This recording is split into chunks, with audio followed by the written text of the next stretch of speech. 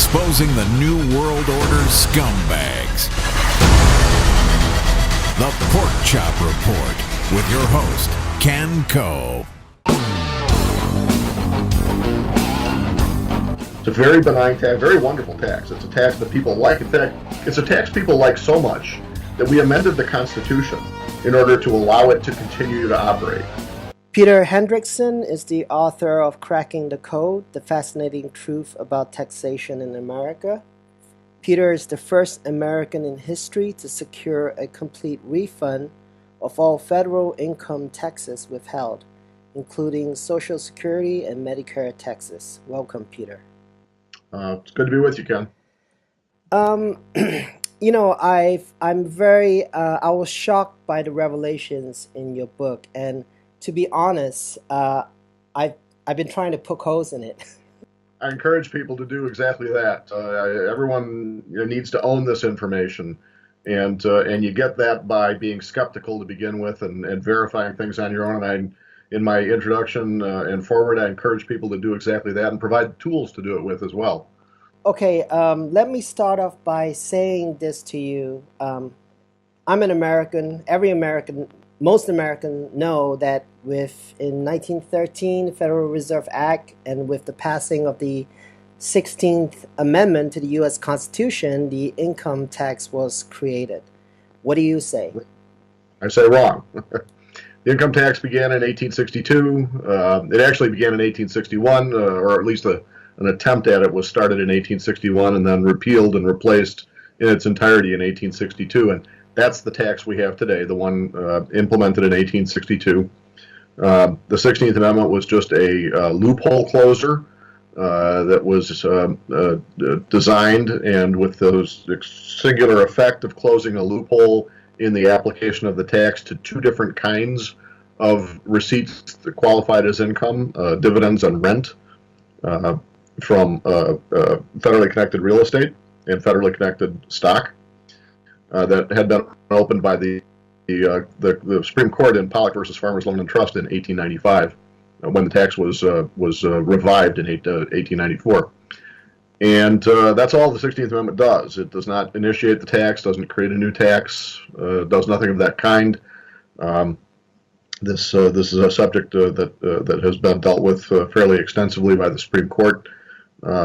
Because a number of people were under the incorrect impression that is what happened, and so again, the subject's been litigated extensively, very definitively ruled upon, and the tax we have today is the 1862 tax, temporarily disabled in two applications by the Pollock Court in 1895, and then with that temporary and very limited disablement being overcome by the 16th Amendment. I know a lot of people are not going to believe it, but I actually looked up everything you just said, and I verified it for myself. So I think we need to spell things out. All right, let me read the U.S. Constitution, 16th Amendment. The Congress shall have power to lay and collect taxes on incomes from whatever source derived, without apportionment among the several states and without regard to any census or enumeration. So it seems on the surface pretty clear. Can you sort of break that down? Yeah, absolutely. The Pollock Court had said income, and income here is income with quote marks around it. It's a subclass of receipts that is distinguished by being from the profitable exercise of federal privileges. It's an excise tax. The Supreme Court in the Pollock decision had said that income from two particular sources, stock, personally owned stock, and real estate, income derived from those two sources, which would be in the form of dividends and rent, actually qualified as property taxes because of their connection to the source, the personally owned stock and the personally owned real estate. And so they said in those particular applications, the tax qualified as a property tax, and that's a direct tax, and therefore required apportionment. So the 16th Amendment severs the source connection. That's the only thing it does. It says it doesn't matter what kind of source it's from. Even if it's from personal property sources, Congress can still tax incomes, again, incomes with quote marks around it, without apportionment. So The 16th Amendment is just a cure for a mistaken notion that the Supreme Court had arrived at in Pollock versus Farmers Loan and Trust in 1895. And this has been the 16th Amendment, or the Supreme Court, I'm sorry, itself had occasion to rule on this exact question 3 years after the income tax was revived in 1913, subsequent to the adoption of the 16th Amendment, and it was very, very clear about the meaning and effect of the 16th Amendment, saying just exactly what I just said. And in fact, this came up several times in front of the Supreme Court at that point. And the court is clear, consistent, monolithic on the subject. This is what all the 16th Amendment does. So I think the key issue here for me and many Americans is that I've been led to believe that the definition of income was basically my wage, my salary, my paycheck. But you're essentially saying that income doesn't mean all that comes in, correct? That's correct. That's exactly correct. Income within the context of the tax is a subclass of what comes in. It's what comes in that's federally connected, that involves or comes as a consequence of the conduct of a federal privilege, the exercise of a federal privilege. It's in the name. It's a federal income tax. It's not any kind of income tax. It's a federal income tax. It's a tax on federal income, federally connected income. And the misunderstanding about income not having the quote marks around it and not being a subclass and instead meaning all that comes in has been very, very enthusiastically exploited by tax agencies for about the past 75 years. Prior to that time, there wasn't any misunderstanding, or at least there was no broad misunderstanding of the nature of the tax, and there certainly was no routine exploitation of the potential for misunderstanding the tax. In fact, in 1941, the IRS did a study and mentioned as part of its study that in 1936, only 3.9% of American households even had occasion to file a tax return. 3.9%. And in fact, the average up until the mid-1940s of all the years in which the income tax was being administered, fewer than 10% of American households ever filed income tax on average during that entire time. These are simply facts. They're not. This is not an argument. It's not a theory. These are historical facts. Well, can you clarify again when you talked about income, you said it's an exercise of federal privilege. What is an exercise? What is a privilege? What's the excise tax? Can you just break that down? I can give some examples. Working for the federal government and being paid for the work is one very obvious example. Operating under a lease and timbering on federal property for a profit is an example. Mining on federal property. Operating federal instrumentalities such as national banks, the railroads, national corporations or federal corporations, of which there are hundreds. Any and all of those things qualify as the exercise of federal privilege. They're special benefits that are advancing the interests of the people involved in those activities. And those benefits, the government is in a position to and does claim a piece of the action for the benefit of using those public resources. The tax basically is a tax on the private profit from the use of public resources. It's a very benign tax, very wonderful tax. It's a tax that people like. In fact, it's a tax people like so much that we amended the Constitution in order to allow it to continue to operate. In 1913, the American public amended the Constitution in order to facilitate a tax. It's the only time that's ever happened, and the reason for it is because this is a great tax. This is a tax that people who understand it and when it's being applied the way it's written is a very people-friendly tax. It taxes and therefore reduces the volume of private exploitation of public resources. So most people who work at a regular job, let's say if I work at the book Barnes & Nobles, I work at McDonald's or Big Mac, my wage is not considered income. Well, even more than that, your pay isn't considered a wage. Wage is actually a defined term. It's a statutorily defined term in the law. It has a special meaning. It does not include the things that somebody working at McDonald's gets paid. It does include what a civil servant gets paid, however. It does include what a congressman gets paid. It includes what the officer of a federal corporation gets paid. All those things qualify as wages in the statutory definition of the term.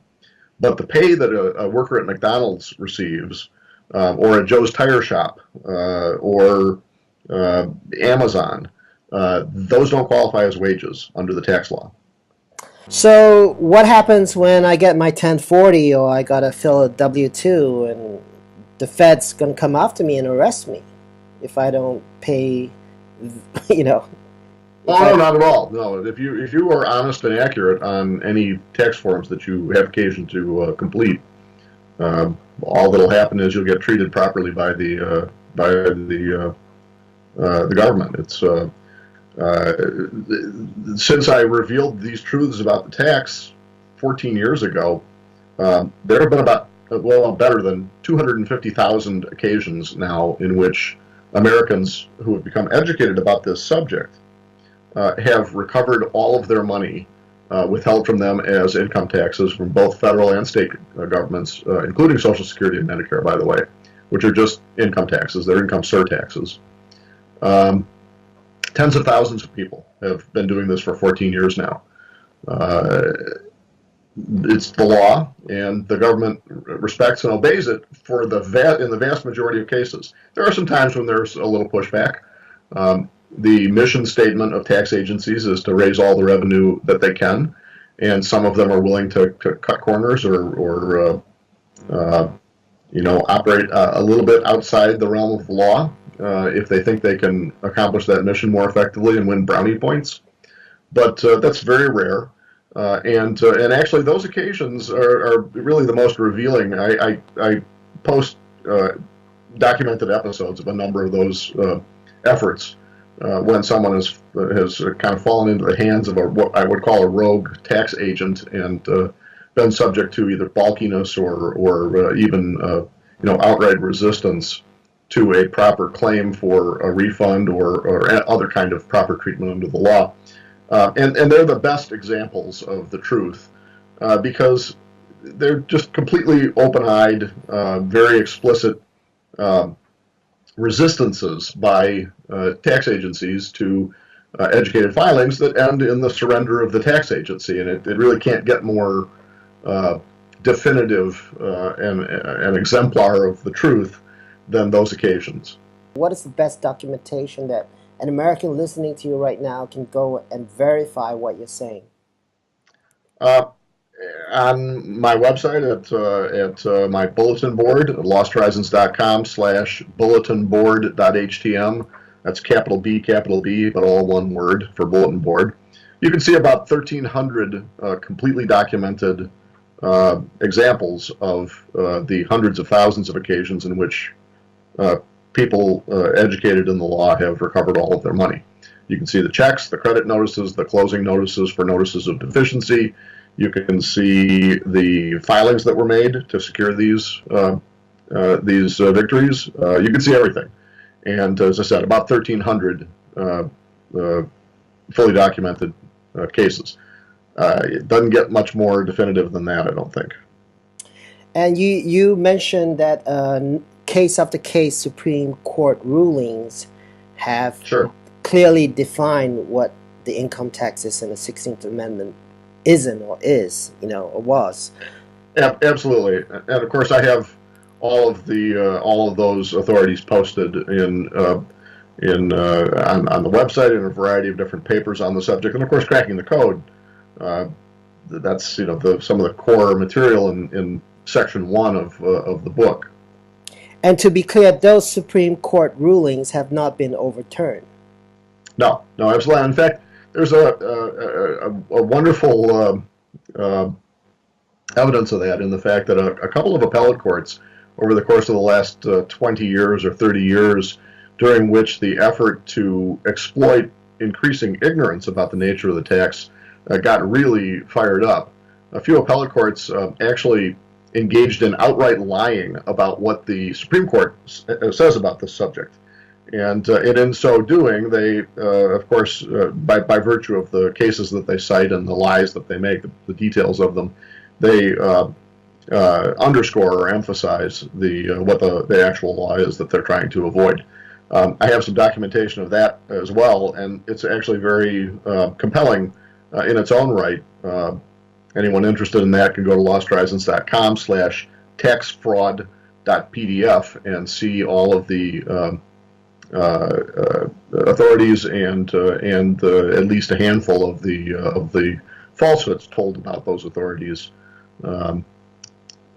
laid out very clearly. To recap again, because I think we need to go over this. Basically, the 16th Amendment didn't create any new type of income tax. The income tax really existed since 1862. Right. And all the 16th Amendment was to do away with the Pollock ruling loophole. That's correct. Can you talk about the significance of the Brushaber case? Well, Brushaber was the first case in which the meaning and effect of the 16th Amendment was tested in the Supreme Court.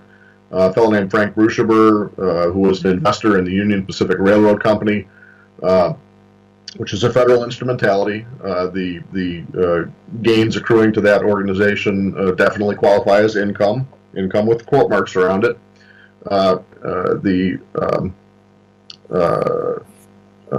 Brushaber sued, arguing that the 16th Amendment created a direct non-apportioned tax, something that would be a hybrid tax, because under the Constitution, Article 1, Clause 9, Section 4, non-apportioned direct taxes are prohibited. All direct taxes have to be apportioned under the Constitution. And Brushaber said the terms of the 16th Amendment created this combined tax, this tax with two different properties. He argued that it was a direct tax, and yet it was not subject to the apportionment rule, which is basically what Pollock had argued. And the Brushaber Court, the Supreme Court in the Brushaber decision, Brushaber versus Union Pacific Railroad, unanimously held and explained that is not at all the case. 16th Amendment does not create any kind of new tax. It does not authorize a direct non-apportioned tax. It simply confines all taxes on incomes, and now we're with the quote marks again, to their proper status as indirect taxes, and therefore not subject to the apportionment requirement. So Brushaber was a very significant decision. Brushaber remains the settled law of the land today. The Brushaber decision is the one that those appellate courts that I talked about a little while ago that lie about Supreme Court rulings, that's the one to which they cite and about which they create these fabricated statements.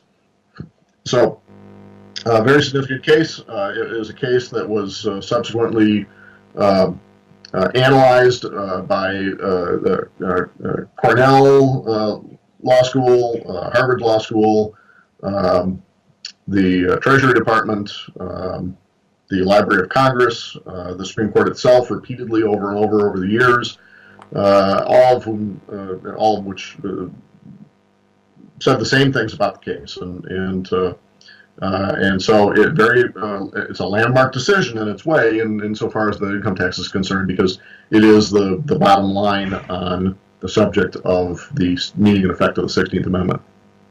You see, Peter, I know everything you said is true because after reading your book, I actually downloaded the entire Brushaber case and I read it. It wasn't a fun read, by the way. No, not at all. Definitely not a very dry read. However, good word sentences.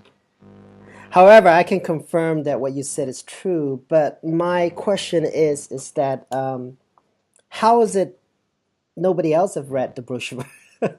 How is this possible? I mean, why haven't I heard about this before reading your book? It's incredible. Well, I had some advantage. A lot of people have had questions about the income tax over the years, especially since the 1940s when it began being misapplied. Up till the 1940s, the tax was the law was respectfully obeyed by government. So there was not an issue up to that point. In the mid 1940s, the exploitation of what had become a kind of a widespread ignorance about the subject began to be exploited, and from that time forward, a lot of people raised questions and offered challenges and so forth. But you have to bear in mind that the tax code alone, and by that time there was a code, we had the 1939 Internal Revenue Code in place, ran about, back then, ran about 3 million words. It's bigger now.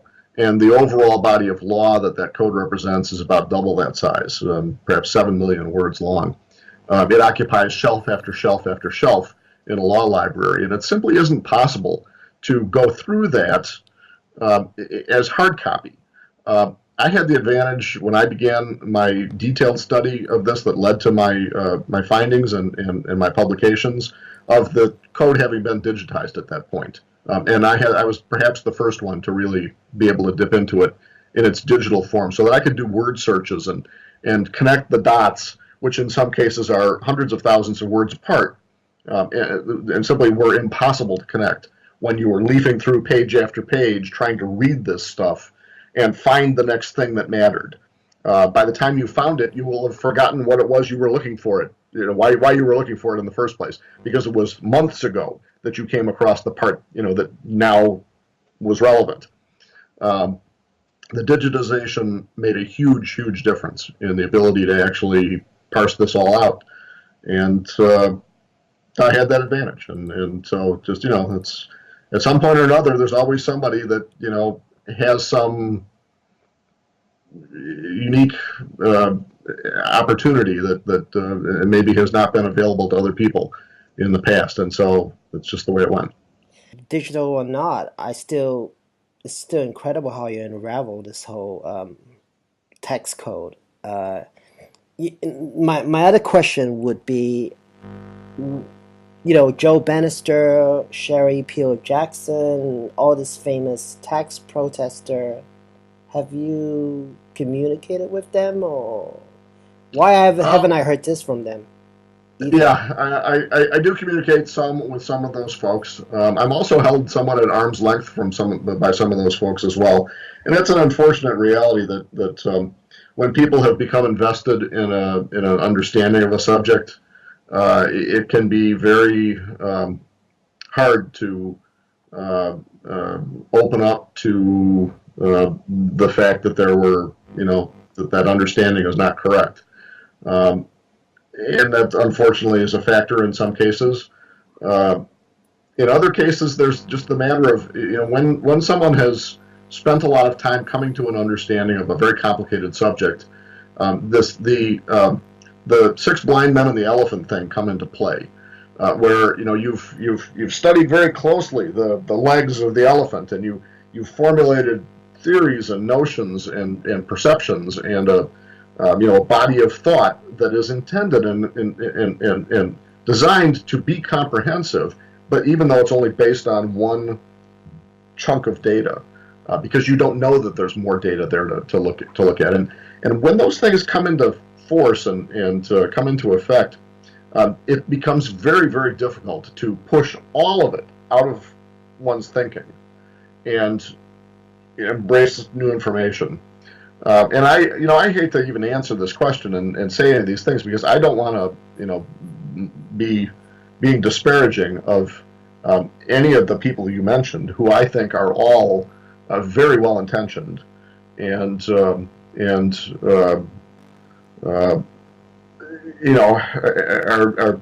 doing God's work. I mean, or doing their best to do it. I do not mean to be being critical. But it is a fact that these folks do not have a complete grasp on this subject, and it's a shame that they don't, embrace the truth about this matter and help spread it, because they don't. So, it's something I'm unable to speak about very readily, but this is as much as I can say. all they got to do is read Brushaber, right? That's absolutely true. But you know what? You have to read it and also have room to understand things like income with the quote marks around it. It's a very critical perception to be able to distinguish that. That's the biggest hangup I think most people have is it's the and the reason why the ignorance tax scheme, as I call it, for the last 75 years has been so successful. The use that was made, the very clever, crafty use that was made by the designers of this scheme of homonyms for common terms like wages, employment, employee, trade or business, income. All of these things there are mimics of them incorporated into the tax law, and the way that they get used is a great challenge to anyone trying to understand the subject. And if you're immersed in reading tax law and rulings on the subject and all that, you encounter these terms all the time without the context being provided, without the special definitions being provided, and unless you know to put that little subtitle in every single time those things appear, it's like walking through a maze. So you're right. Technically, if you read certain things, the truth is right there. But that's if you go into it with an open mind to begin with, and are able to take in just what you see, rather than take in what you see but color it with all kinds of filters that previous conclusions have put into your head. And so, kudos to you for being able to read Brushaber and see what's there. People who have more difficulty with that have to be forgiven because those filters are there. You'll recall in CTC in the introduction, I say as clearly as I'm able to, you've got to purge your mind of everything you think you know about this subject in order to be able to have this stuff come in and mean what it needs to mean to you. And that really is the case. Yeah, even the alternative media don't know what you've unraveled. No, and that's the greatest shame of all, because this is transformational, potentially transformational.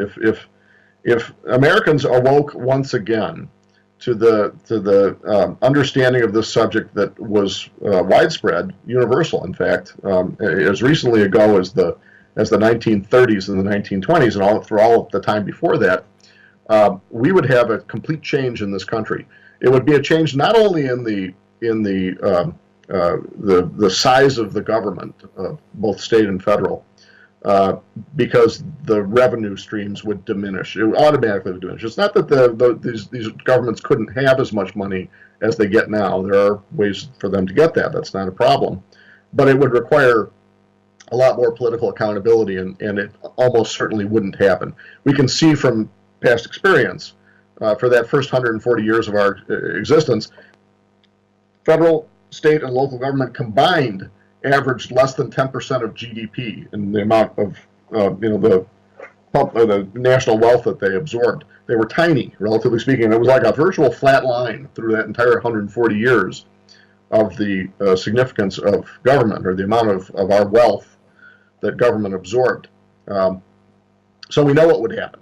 We know that these things would diminish. The government entities would diminish. Leviathan would shrink. That'd be one important change. But at the same time, another one, just as important, or maybe more so, is that when you understand the truth about the tax, and by virtue of that, you understand how you've been fooled about this subject for your entire life. You understand all kinds of things about the relationship between citizen and government. You understand all kinds of things about the law, about federal law, that were not clear before. And so the transformation will happen multidimensionally. And we'll live in a different world. We'll live in a world that our grandparents lived in, a world in which we were the most prosperous nation on the face of the earth, the most prosperous nation in history, and the freest nation in history, as opposed to what we are now, which is the biggest debtor in history in the aggregate, and very unfree by comparison to even when I was a child. I mean, when I was growing up, in the 50s and 60s, Americans were far freer in every possible way than we are now. And it's we've lost a lot over the course of the time in which this transformation is the adverse transformation since the 40s has been going on. We've had the growth of this giant government structure that now absorbs 50% or more of the wealth Americans produce, that looks into every single thing we do day and night, every person in the country, really every person on the planet in many ways, is under the thumb and under the eye of the federal Leviathan. There's a lot of change that can happen, and most of it good. In one of your presentation, you were showing a chart, the per capita federal expenditures. Is that what you're talking about? Yes. Yeah. It's a wonderful graphic illustration of just what I was talking about, that 140 years of virtual flatline, less than 10% wealth absorption by government in this country. And then starting in 1943, the hockey stick blade erupts upward, and my chart only goes up to 2004, so it's probably, out of we get this distance, and if we take it to the present, it would be more like this.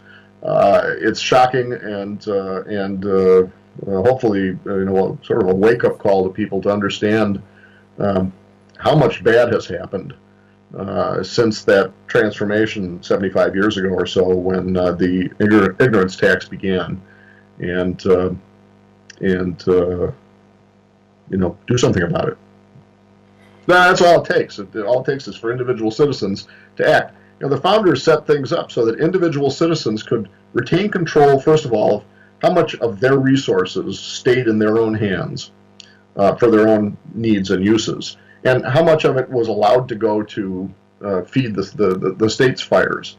And that's how it's supposed to be. That's the diffusion of power that the founders of this country were very big on. They wanted power to be spread out in every way possible, not allowed to aggregate in any, in the hands of any one entity, particularly including government. And they set things up so it works that way. We've dropped the ball. We've stopped imposing the discipline that the constitutional tax structure is designed to have us impose. It's designed to have our looking out for our own self-interests benefit everybody, benefit society, and we need to resume being that disciplinary agent. You know what I'm afraid of? Catherine Austin Fitts. She said that the deep state, they've been trying to get a constitutional convention so they can gut the Constitution.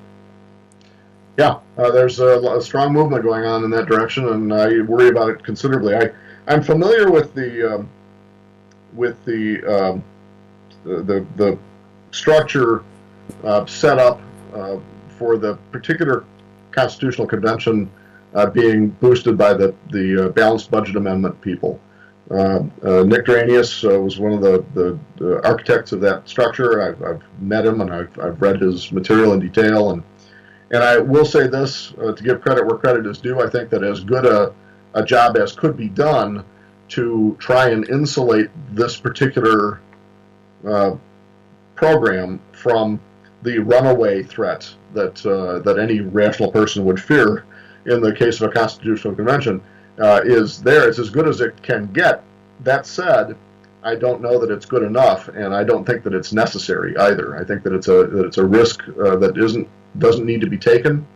A balanced budget is not a problem of a lack of constitutional authority imposing that requirement. It's because the federal government is able to bring into its coffers a river of revenue by virtue of the misapplied income tax.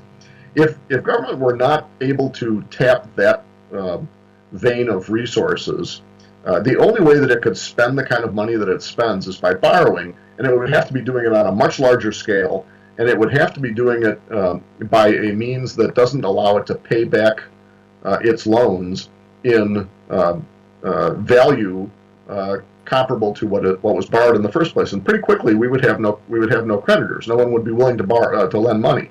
to a government that continues to pay it back with ever diminished value. So it's a self-regulating problem if we take out of the picture government's access to $2.3 trillion of income tax gains that don't actually belong to it, that's getting by virtue of exploiting ignorance about the nature of the tax. That by itself would solve that problem of a balanced budget. Doesn't mean that the state would suddenly become good, disciplined fiscal stewards, but they would discover that their avenues for profligate spending were closed off very, very quickly. People would not lend to the government. It can't just print the money. Americans would not tolerate that kind of inflation. And in any event, ever diminishing value of money means that its own ability to finance itself that way is hindered directly as well. So those are not avenues that work. Restore the income tax to its proper application, which is to say the 30 million Americans or so that might actually accrue more than the personal exemption amount of income in a year and therefore actually be liable for a tax. Cut it back down to that application. Leave the other 300 million of us alone, and with our money in our pockets, and we would see all those things rectified. We would be back to the way life was in the 1920s, and that was we had a very fiscally disciplined government in the 1920s, as we did in the 1890s, as we did in the 1880s, as we did in the 1830s. That 140 years, we have 140 years of proof of how it works, how well it works when the ignorance tax is taken out of the picture. So that's the solution. We don't need a balanced budget amendment. We don't need a constitutional convention to provide one. What we need is the income tax to be understood across the country and to be administered in keeping with the way the law is actually written. It's that simple. So essentially, every hardworking American that's paying the income tax, even though we're supposed to pay it, mistakenly paying the income tax, we're actually feeding the system. We're feeding Absolutely. Our own slavery. Absolutely, that's a very direct relationship. Yes. But I can understand because we're so brainwashed to fear the IRS. And we've been so conditioned. So I can understand why a lot of people, even after hearing this and researching this, will be afraid. You understand. I understand that. I understand it too, absolutely. I also, urge people to think about the alternatives. People are afraid of acute or immediate harm, and that's very reasonable. It's rational for that fear.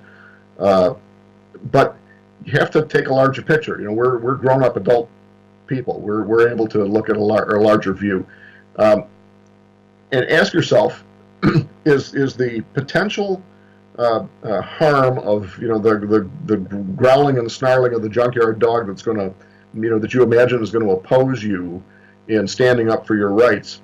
Is that a greater or lesser danger than living in Nazi Germany in 1942? Those are really your choices. That's a grown-up adult view of reality tells you that those are your choices. If you abandon the rule of law, if you let that slide, let that disappear, what you end up with is a totalitarian nightmare. Your fear of going to prison today is got to be matched up against your fear of living in prison for the rest of your life and your children being born in prison, because that's what life is like when the rule of law has disappeared. And right now, what we're talking about here is simply a rule of law issue. The constitutional tax structure is very simple and straightforward and specific. In fact, the law itself, the tax law itself, is straightforward and specific. You're simply being snookered into actually participating in the misapplication of the tax to your own, I don't mean you personally, but the viewer or whoever is being snookered into participating in the misapplication of the tax laws to their non-qualified earnings. And and no one has to do that. And of course, the real bigger picture is, look at the record. Tens of thousands of Americans for 14 years now, on a 250,000 occasions, have been exercising this knowledge, and they're doing just fine. So there really isn't even a balance between, harm that could happen to you today versus, bigger harm later. There's no harm that's going to happen to you today. So the calculus is simple and straightforward. When I look at the 1040 or tax return, and you say that there's custom definition for the terms wages, trade and business, person, employee, includes, could you just briefly cover that? Well, I touched on that earlier. All of those terms that you just listed are statutorily defined terms in the law. They don't mean what the homonyms for those terms mean in common speech. We have a common word, wages, that we use in speech, and we refer to it just for pay for work. People call it wages all the time. And when we're speaking in just the common context, that's fine.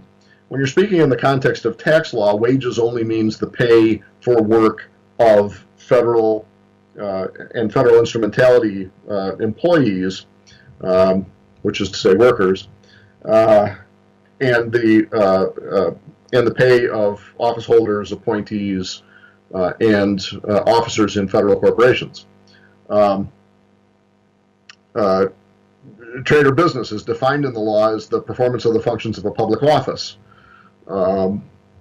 Employee is the list of people that I just referred to who receive wages. That's what the definition is. All these things all these terms are defined in so as to confine the tax to its proper area of application, which is those people who have gains from the use of federal privileges. The law is completely 100% consistent in this sense, because the tax is so confined. These definitions, as long as these terms were going to be used, these had to be the definitions of those terms, and they are, and vice versa. It all is a very harmonious, fully integrated reality, and so, I could speak for a long time about the terms in the law, because there are many of them, and they are pervasive, and they have many applications within the law. And in fact, my books include chapters on this subject. I don't think I can recite a chapter right at the moment, but the point is that it is an integrated whole, and it does make broad use of statutorily defined terms with meanings that are quite different from the meanings of the common words that they mimic. So in closing, can you just summarize in closing? Yeah. Here's my closing. The founders, at the cost of blood and tears and wealth and peace for themselves and their families, established and left for us a legacy of freedom. And over the course of the last couple of generations of time, we have slept at the wheel and let this magnificent legacy slip away from us. The founders relied on their heirs to be awake and alert and jealous of their liberties, and to closely supervise the institutions of the state that were necessary and inevitable, but regarded with a great deal of caution and concern. And we have to resume behaving that way. We have to resume being good inheritors of the product of the blood and sweat and tears of our ancestors. It's easy to do, really. It requires behaving like grown-ups and paying attention and being willing to do a little work sometimes, and not succumbing to fears, and not succumbing to apathy and mythologies that we all know that governments spin in order to take and retain power. We just have to do these things. In this particular case, in the case of the tax structure, it's really quite easy. People can and really should do the kind of effort or work that you did in verifying everything that I present on this subject and so forth. That's important. As I said at the very beginning, you need to own this information. But really, all that's necessary for anyone to take control of this part of their lives is to read a 256-page book. Might have to read it a couple of times. It's not an easy read, but that's all that's involved. In 2 or 3 days, your life can be transformed, and I just want people to do that, and then we'll transform America and restore the republic that so many of us would like to see, back again. So, How can people find out more about your work and support you in your effort? Obviously, I have the website losthorizons.com. It is a resource-rich site, and I would encourage everyone to visit there and just settle in for the weekend and spend some time getting familiar. Everything that anyone needs to know about all of those things that you just mentioned will be found on the site, and so that's all I need to ask is people go to losthorizons.com. Well, Peter, I can say after reading your book 4 times, Americans owe you a great debt, and you are a true American patriot. Thank you. Thanks very much, Ken. It's good talking with you. Thanks for coming on, Peter. Illuminati-free zone. For what shall it profit a man if he shall gain the whole world and lose his own soul? The Pork Chop Report.